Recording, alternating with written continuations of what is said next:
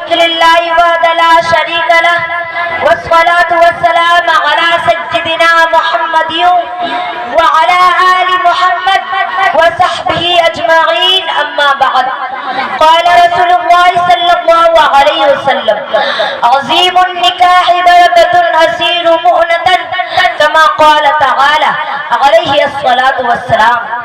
برادران اسلام و عزیز ساتھیوں، اس بات پہ تمام بزرگان دین و علماء کرام کا اتفاق و اتحاد ہے کہ اسلام ایک اعلیٰ و عمدہ مذہب ہے، اس کے اندر کوئی کمی و زیادتی نہیں، اور اگر اس دین کے اندر کوئی کمی و زیادتی کرتا ہے تو وہ بدعت ہے۔ چنانچہ اگر ہم لوگ غور کریں تو معلوم ہو جائے گا کہ تاجدار کونین احمد مجتبی محمد مصطفیٰ صلی اللہ علیہ وسلم نے حضرت فاطمہ رضی اللہ تعالی عنہا کا نکاح مبارک نہایت ہی سادگی کے ساتھ فرمائے۔ صحابہ کرام جمع ہوئے، آپ نے خود سے نکاح پڑھایا، سامان جہیز میں چکی، مشکیزہ اور ایک تکیہ پیش کیا تھا جس میں چھال بڑی ہوئی تھی، اور ایک چادر دے کر اپنی لخت جگر وہ نور نظر حضرت بیوی فاطمہ رضی اللہ تعالی عنہ کو رخصت فرمایا۔ اگر آقا رحمت چاہتے تو تمام چیزیں جہیز میں پیش کر سکتے تھے، مگر آپ کا مقصد یہ تھا کہ میری امت کو کسی طرح کی پریشانیاں نہ ہو، بسہولت اور بآسانی زندگی گزار سکے۔ کاش کے دور حاضر کے مسلمان اپنے نبی تاجدار کونین احمد مجتبی محمد مصطفیٰ صلی اللہ علیہ وسلم کی سنتوں کو اپناتے، جیسا کہ آپ حضرات کو معلوم ہے کہ دور حاضر میں غیر مسلموں کی دیکھا دیکھی فرزندان اسلام نے بھی جہیز میں مبالغہ کیا ہے۔ اس کی مثال شریعت میں تلاش کرنا مشکل ہے۔ نیز افسوس اس بات پہ ہے کہ مسلمانوں نے اپنے عمل کے ذریعے اس بات کو ثابت کر دیا ہے کہ انہیں اسوائے رسول سے کوئی غرض نہیں۔ سامعین کرام، اگر کسی شخص کے پاس جوان لڑکے ہیں اور اگر وہ ایم اے ہے تو اس ابو ولد کا دماغ بدرجہ اولا آسمان پر چڑھ جاتا ہے اور اس کی ماں اور بڑھ جاتا ہے۔ اگر کوئی شخص سوال کرے کہ بھائی صاحب آپ کا لڑکا ایم اے ہے، آپ اپنے لڑکوں کے شادی میں کیا جہیز دیں گے، تو وہ بہت ہی شان کے ساتھ جواب دیتا ہے میرا لڑکا ایم اے ہے، میں جہیز میں ٹی وی لوں گا۔ اگر اسی طرح کسی کا لڑکا انجینئر ہے تو وہ کہے گا کہ میں کار لوں گا۔ اللہ رب العزت نے آپ کو لڑکیوں سے نوازا ہے، کیا آپ اپنی لڑکیوں کے شادی میں ٹرین دیں گے؟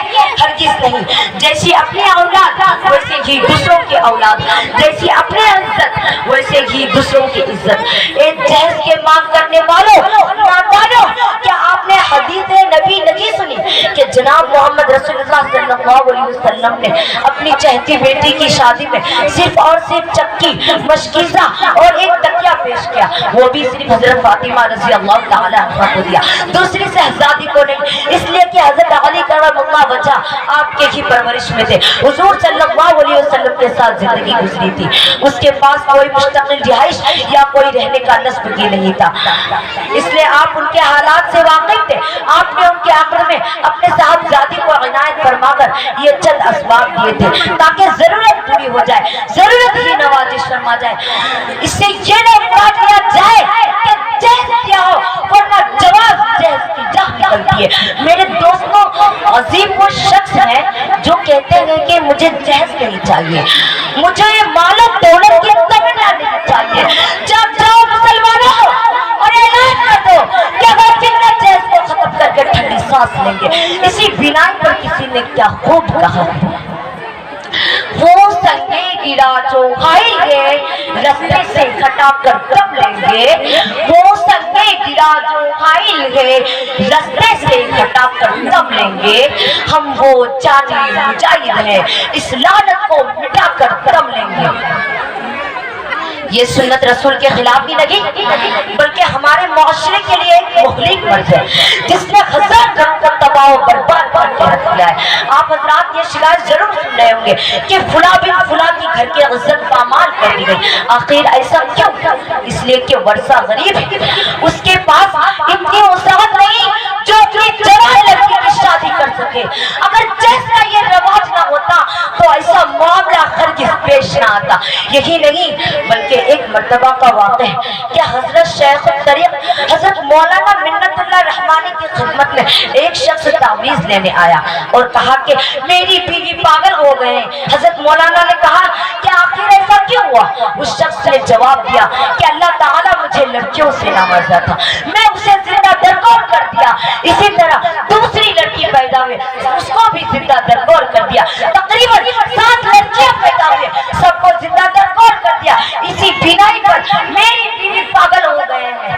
تو حضرت مولانا نے کہا کہ آخر تم نے اپنی لڑکیوں کو اونٹ کے گھر کیوں اتارا؟ تو اس شخص نے جواب دیا کہ میرے پاس اتنی وسعت نہیں جو میں اپنی جوان لڑکی کی شادی کر سکوں. چنانچہ رونے کے سوا اور کیا ہو سکتا ہے؟ نوجوانان اسلام اس واقعہ کو سننے کے بعد رونے کے سوا کیا ہو سکتا ہے؟ جہیز کی بنا پر سارا گھر گزر گیا. اگر ہمارے معاشرے میں یہ جہیز کی ہولناک صورت پیش نہ آتی تو ایسا لہذا موجود نہ ہوتا. لہذا اس عظیم فتنہ کو مٹانا ہمارا ایک اہم فریضہ ہے. جن مسلمان بھائیوں کے گھروں میں جوان لڑکیاں کنواری بیٹی ہیں, ہم اپنی زندگی میں ان میں سے کچھ کی بطور مثال شادی کرائیں, جس سے لوگوں کو یہ نمونہ ملے کہ دیکھو آج بھی ایسے لوگ موجود ہیں جس نے اپنی لڑکیوں کو شادی کا نصب کر رہے ہیں. ہم زمانے کے لیے گمراہ وہ ذلیل لوگوں کے ساتھ کبھی نہیں آئیں گے. ہم زمانے کے لیے گمراہ وہ ذلیل لوگوں کے ساتھ کبھی نہیں آئیں گے. اس کی باتوں پہ کبھی نہیں پھنسیں گے.